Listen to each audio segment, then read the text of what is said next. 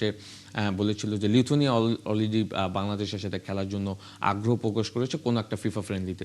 So এই রকমের FIFA friendly কিন্তু নেক্সট টাইম আমার কাছে মনে হয় ইউরোপের যে কোনো দলই বাংলাদেশের দলে খেলতে চাবে, এবং এটা আমি মনে করি যে অ্যামেজিং হবে। কারণ এই কারণে এই ধরনের স্ট্রং অপোনেন্ট যখন আপনি খেলবেন তখন বাংলাদেশের প্লেয়ারদের কিন্তু মেন্টাল স্ট্রেংথের জায়গাটা কিন্তু ডে বাই ডে বেড়ে যাবে।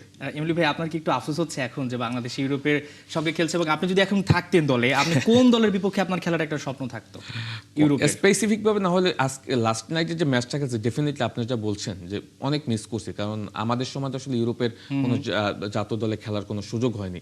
সো টু বি অনেস্ট এটা তো প্লেয়ারের পার্সপেক্টিভ থেকে বিশাল একটা মিসিং। হ্যাঁ, সো ম্যাচটা খেলতে পারলে বা এই মোমেন্টে থাকতে পারলে এর থেকে তো বড় একজন প্লেয়ারের চাওয়ার কিছু হয় না, কারণ ইউরোপ হলো ফুটবলের একদম মেইন জায়গা।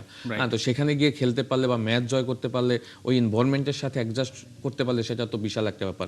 যদিও আমার নরওয়েতে খেলার এক্সপিরিয়েন্স রয়েছে, বাট আন্ডার 16 খেলেছি 2002-এ বিকেএসপি থেকে। সো আমি জানি ইউরোপের মাটিতে খেলাটা আসলে কতটা ফুটবলের জন্য এনজয় করে। তো সেই প্রেক্ষাপট থেকে আমি বলবো যে এটা বাংলাদেশে যারা এই ম্যাচটাতে পার্টিসিপেট করছে দে আর সো মাচ লাকি। বাট যদি একটা দেশের কথা বলি, অ্যাটলিস্ট আপনার যে স্বপ্ন থাকতো যদি এখন খেলার সুযোগ হতো, এরকম দুই একটা দেশ যাদের বিপক্ষে খেলা আপনার ড্রিম? ইউরোপের যদি কোনো বলেন, ডেফিনেটলি আমি স্পেনের এগেনস্টে যদি খেলতে পারতাম, ইংল্যান্ডের এগেনস্টে যদি খেলতে পারতাম,